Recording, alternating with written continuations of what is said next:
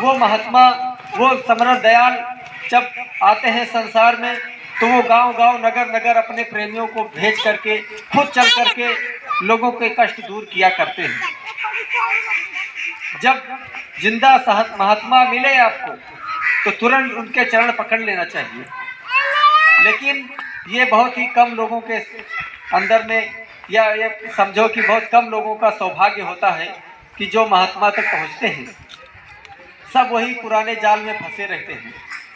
जब महात्मा रहते हैं, जब महापुरुष रहते हैं, तब उनको जल्दी कोई पहचानता नहीं, और जब काम करके चले जाते हैं तब लोग उनकी मंदिर बना लेते हैं, उनकी मूर्ति बना लेते हैं, उनकी पूजा करते हैं, उनकी बात मानते नहीं। राम भगवान ने क्या कहा कि सब जीवों पर दया करो।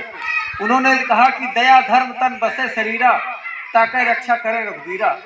कि जिसके अंदर दया धर्म बसता है, जिसके अंदर दया क्षमा संतोष गृह विवेक जिसके अंदर बसता है, उसकी रक्षा वो मालिक करता है, रघुवीर करता है। ये राम भगवान ने कहा। कृष्ण भगवान ने भी कहा कि जैसा कर्म करेगा भाई वैसा फल देगा भगवान, ये है गीता का ज्ञान। उन्होंने भी यही चीज को समझाया।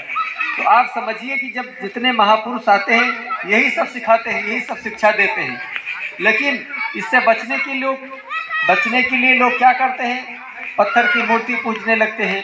हालांकि मैं भगवान का विरोधी नहीं हूँ, हम भी भगवान को मानते हैं, हम भी इन सब की पूजा करते हैं, लेकिन हमारे कहने का मतलब ये है कि भाई उनकी बातों को मानो। राम भगवान ने जो कहा, राम भगवान की बातों को मानो, कृष्ण भगवान की बातों को मानो, मोहम्मद साहब थे उनके बातों को मानो, उनकी पूजा तो करो, लेकिन साथ साथ उनके बात को भी मानोगे तो वो ज़्यादा खुश होंगे।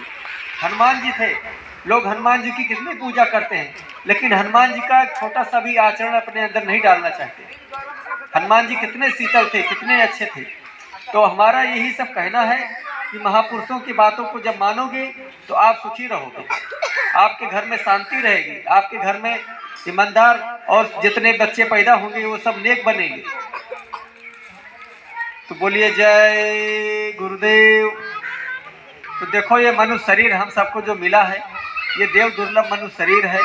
देवता इसके लिए बराबर मांगते रहते हैं कि हे प्रभु हमको मनुष्य शरीर दे दो, संसार में आकर के हम आपका भजन करेंगे, आपको याद करेंगे।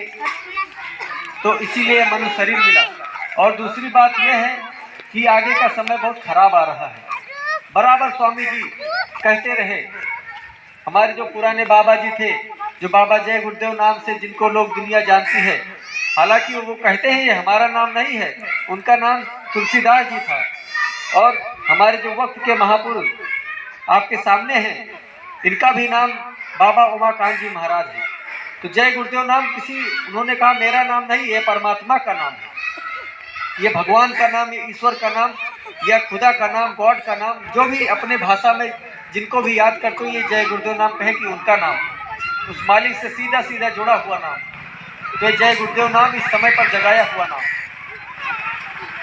तो अभी तो बहुत सारी बातें हैं, आप सबको पूरी बात नहीं बताया जा सकता, लेकिन मोटी मोटी बात यही समझो कि जय गुरुदेव नाम प्रभु का है और संकट मुसीबत में मददगार है। तो जो खराब समय आ रहा उससे बचाने के लिए गुरु महाराज ऐसा अभियान चला रहे हैं। कह रहे हैं कि इतना ज़्यादा खराब समय आ रहा है, 2026 से ही विनाशकारी समय शुरू हो गया।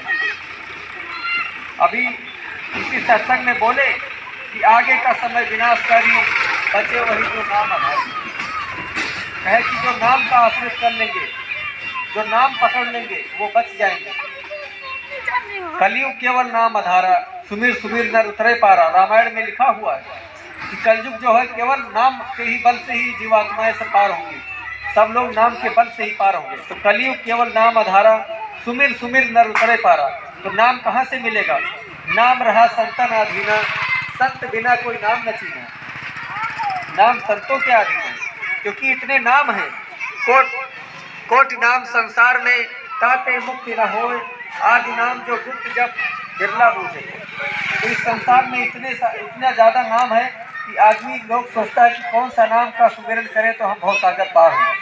तो इसीलिए सारी बातें रामायण में लिखी हुई है, और राम भगवान कृष्ण भगवान ने सारी बातों को स्पष्ट करके चले गए उन्होंने ये भी कहा कृष्ण भगवान ने गीता के 34वें श्लोक में, चौथे अध्याय के 34वें श्लोक में बोला कि आपकी जीवात्मा तभी पार होगी जब आपको कोई तत्वदर्शी, कोई समर्थ संत, पहुंचा हुआ सदगुरु मिलेगा, तभी आपको वो रास्ता देगा, तभी आपकी जीवात्माएं पार होगी। शिव भगवान ने कहा, शंकर जी ने कहा कि ध्यान मूलम गुरु मूर्ति, पूजा मूलम गुरु पदम, मंत्र मूलम गुरु वाक्यम, मोक्ष मूलम गुरु कृपा। ये शिव जी के वचन हैं। शंकर जी कहते हैं कि ध्यान किसका करो। पार्वती जी ने पूछा कि ध्यान किसका करें, तो कहा कि ध्यान मूलम गुरु मूर्ति, कि गुरु की मूर्ति का ध्यान करना चाहिए। पूजा मूलम गुरु पदम, पूजा गुरु की चरणों की करनी चाहिए।